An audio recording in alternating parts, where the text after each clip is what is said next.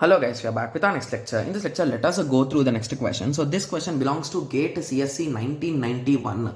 The question is find the maximum clock frequency. So they are asking the maximum clock frequency. So how you can find clock frequency, guys? It is nothing but inverse of a time, right? So please remember that formula if you don't know till now. Okay, yes. At which the counter figure they gave, okay, so can be operated assuming that the propagation delay through each flip-flop and AND gate, okay, through each flip-flop and AND gate is 10 seconds, okay. Also assume that the setup time of JK flip-flop, okay, and the setup time of JK flip-flop is negligible, okay. So now they are asking what is the maximum clock frequency, okay. So they clearly gave that this JK flip-flop will not take any extra time, right? Yes. So the delay is only with respect to these AND gates, right? Yes. So this AND gate will take 10 nanoseconds, this AND gate will take 10 nanoseconds, and this AND gate will take 10 nanoseconds. So finally, to get the output outside, how much time it will take, guys?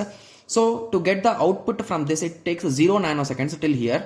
Okay, once this is done, it will take 10 nanoseconds. Okay, so to move this result to here and to come outside from here, in total the total time will be 20 nanoseconds, and again to get the result from here, the final time will be 30 nanoseconds, right? Yes. Okay, so now let us find the clock frequency. That is nothing but 1 by time, so that is 30 nanoseconds. So that is nothing but 1 by 30 into 10 power 9, right?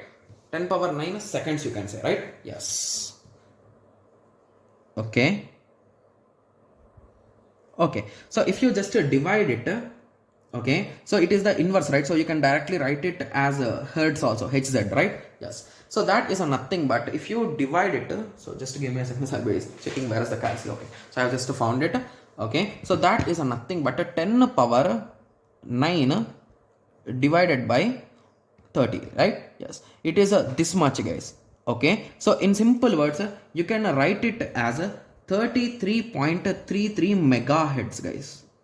Got it? Yes. So as in question, they did not give any kind of units, but nowadays they will be giving, guys, because this question was a bit too old, like around 30 years ago. So at that time, the question papers are not that much clear, like they did not used to give the units and all those things, because these is a theoretical paper, guys. So in examination you are manually writing the answers. Okay, yes. So now you got an idea, right? So how you need to calculate these type of questions. Okay, so I hope everyone got a clear idea with respect to this question. So in the next lecture, let us continue with the next question. Okay, yes.